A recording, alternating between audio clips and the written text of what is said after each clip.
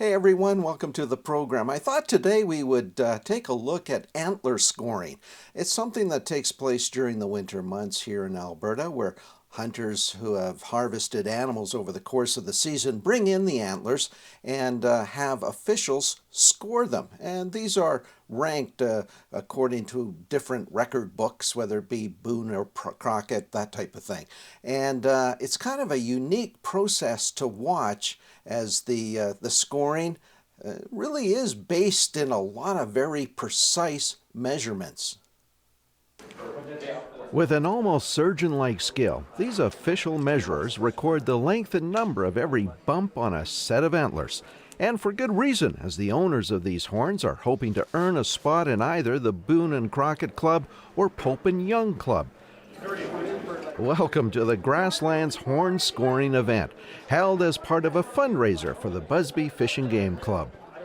Some of the horns brought in are from animals harvested over the past season. Other horns, like this interesting rack, were found in a field. Recognizing the quality of the animal is at the heart of what the scoring program is all about. Official scoring of antlers dates back to the 1950s. When it comes to scoring, officials are looking at the overall spread between the antlers and the mass or thickness of the bone structure. Bob Doddlin has been an official scorer for a number of years and gives us a crash course on some of the steps that are involved in determining if this antler will belong in the record book. Okay, this fine whitetail here, I'll just explain a few of the traits here and explain some of the lingo we use. One of the terms that you'll often read about or hear in the field or on TV is inside spread, and that's taken between the two main beams. That's one term. This would be called a drop time, coming off of the main beam in a downward flow. These are burr points. We have brow tines here, etc.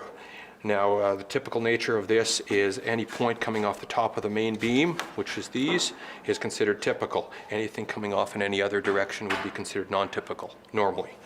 Okay, what we're going to take is what's known as a G4 measurement, which is the fourth point on the right antler. 6 1/8, Jesse, if you could write that down. 6 1/8. And what we'll take is what's known as the H4 in scoring language, which would be our fourth circumference on the right side. And it has to be taken at the smallest point in between the third point and the fourth point, the smallest location. And in this case, it is 3 6/8. I'm really starting to get the idea that you need some good math skills here and the ability to read a measuring tape like Mike Holmes. So after checking and rechecking the numbers, a verdict is reached. This is a fine specimen of a white-tailed deer. This white-tailed deer measures up at 185 4/8 inches. Minimum score needed is 185 0/8, so he does qualify for the Boone and Crockett Awards book. Despite all the precise measurements, every now and then a set of antlers will come in that have even the experts stumped on how to score it. Those, like you say, are straightforward. It's just once you get into here, what do we do with these 2 points? And what do we do with these 2 points?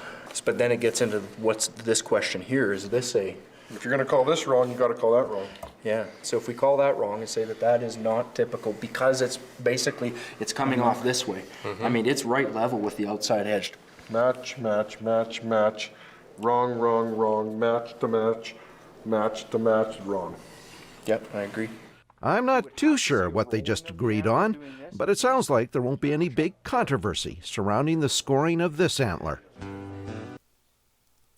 Now, I thought it would be fun to bring up this story to highlight the important role that the Alberta Fish and Game Association plays in our province for hosting activities like this. Of course, that story was shot a while ago before the COVID-19 situation, and of course the pandemic is now preventing any of us from getting together to do events like this.